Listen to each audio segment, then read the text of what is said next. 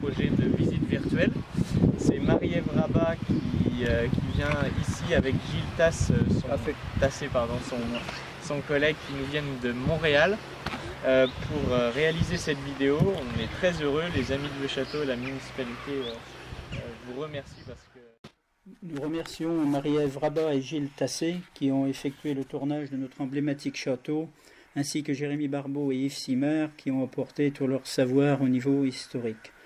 C'est évidemment une chance pour notre commune puisque ce film va permettre d'offrir une visite virtuelle de l'intérieur du château.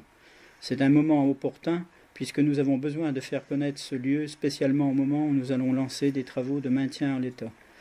Monsieur le maire et le conseil municipal ont voté la réalisation des travaux d'urgence de sécurisation de notre emblématique château concernant la courtine C1 et la tour T2. Les travaux qui vont être réalisés consistent principalement à l'extraction de la végétation, le rocaillage, des compléments de maçonnerie et bien sûr réaliser l'étanchéité de la partie supérieure du château. Le montant des travaux est estimé à 180 000 € hors taxe. Et nous travaillons avec la communauté de communes pour l'assistance à la maîtrise d'ouvrage. Les dossiers pour la mission de maîtrise d'œuvre ont été envoyés. La réception des offres est prévue pour la fin mai 2018 et l'avant-projet et le permis de construire suivront et le début des travaux devrait être vers le premier trimestre 2019. Monsieur le maire et le conseil municipal ont aussi validé la signature d'une convention avec la souscription de la Fondation du patrimoine afin de lancer une campagne de mécénat populaire. Nous sollicitons bien sûr toutes les personnes désireuses de faire un don. La souscription est ouverte et les dons sont déductibles des impôts sur le revenu à hauteur de 66% pour les particuliers et 60% pour les entreprises. Comme vous le savez, ce château est inscrit au patrimoine. Une demande de classement est en cours. La municipalité avait mandaté l'historien M. Christian Corvisier qui a effectué une étude experte d'histoire architecturale et d'archéologie monumentale sur notre château. Cette étude a permis de mettre en évidence l'unicité de l'édifice. Ce rapport a été précieux pour argumenter la demande de classement auprès de la DRAC, la Direction régionale des affaires culturelles. Elle a émis le vœu de classement lors de la commission régionale de mars dernier. La commission nationale devrait se réunir d'ici la fin de l'année pour décider du classement. Dans le cadre de la mission Stéphane Bern, notre château fait partie des projets sélectionnés au niveau régional et nous faisons donc partie des 250 monuments retenus et donc nous en espérons bien sûr des retombées financières. Je me nomme Marie-Ève Rabat et mon collègue Gilles Tasse. Nous faisons des documentaires immersifs et interactifs. Caméra qui filme à 360 degrés de l'intérieur de bâtiments abandonnés. Notre but est de rendre accessible, à travers le documentaire immersif, des bâtiments qui ne le sont plus ou qui sont en transformation. L'autre objectif de ces films est de rendre hommage au patrimoine bâti en recueillant des témoignages touchant l'histoire du bâtiment, exemple, rencontre avec un historien, etc.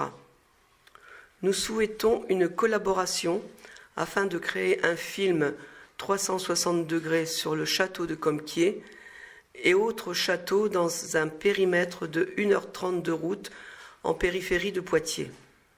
Concrètement, nous avons besoin d'avoir accès pendant 1 heure seulement à l'intérieur de ce...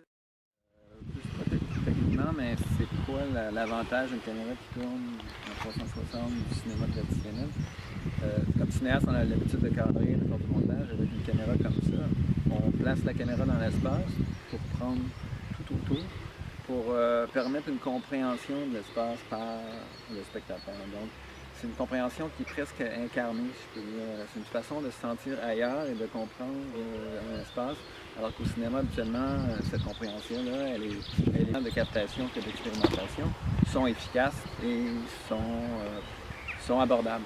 Donc c'est un nouveau médium qui explose, même si c'est une technologie qui existe à peu près depuis 30 ans. Les comprendre, en être intéressé, vouloir les protéger, ça participe bien. Le médium participe à tout ce désir que vous avez. Et donc cette visite, elle sera accessible donc, pour la saison estivale grâce à des bornes que l'on va installer aux passerelles. Et donc les gens, grâce à une application mobile, vont pouvoir scanner le QR code et vont tomber en direct sur la visite virtuelle. Et de l'extérieur, vont pouvoir visiter bien sûr virtuellement l'intérieur et découvrir l'histoire en direct. Autant des moments d'information, d'immersion, comme disait Gilles, hein, même s'ils n'y sont pas, les gens vont vraiment avoir l'impression d'y être. Et il y a des moments aussi de silence pour être Justement, imprégné oui. de l'ambiance du site. C'est exceptionnel. Même, c'est ridicule, mais le son participe. Parce que le son qu'on entend est aussi conséquent de l'état du lieu. On entend les oiseaux. Les canards, les pigeons. C'est disponible ou Ça sera disponible sur YouTube, on dit quand avant juillet, avant le mois de juin. Maximum. Et on pourra le voir autrement qu'avec les cocottes, parce que mon ami, je dis qu'il est beaucoup voyageur, je ne peux pas l'avoir. Sinon, il faut avoir un ami avec un ordinateur sur YouTube, vous allez avoir accès. J'ai un ordinateur. Et ben voilà, Qui était, ça va être Donc ça va être sur YouTube. pas juste sur place, donc chacun Ça sera sur YouTube à partir de fin juin. On peut pas, on ne pourra pas directement accéder avec le. Oui. Oui, Sur, après, sur son portable, on peut accéder directement. Oui. Voilà, ça va être. Ah ben oui. Sur portable, ça va être le mode de visionnement va pouvoir être interactif, c'est-à-dire qu'en bougeant votre téléphone, ça va changer la vision. vous allez pouvoir voir vos pieds ou des petits détails qu'il y a sur les Oui, c'est ça. On peut, quand on tient au plancher, on peut même faire un zoom. On peut mettre le flashcode sur le journal. Alors celui-là c'est un flashcode de synthèse qui n'a pas de lien.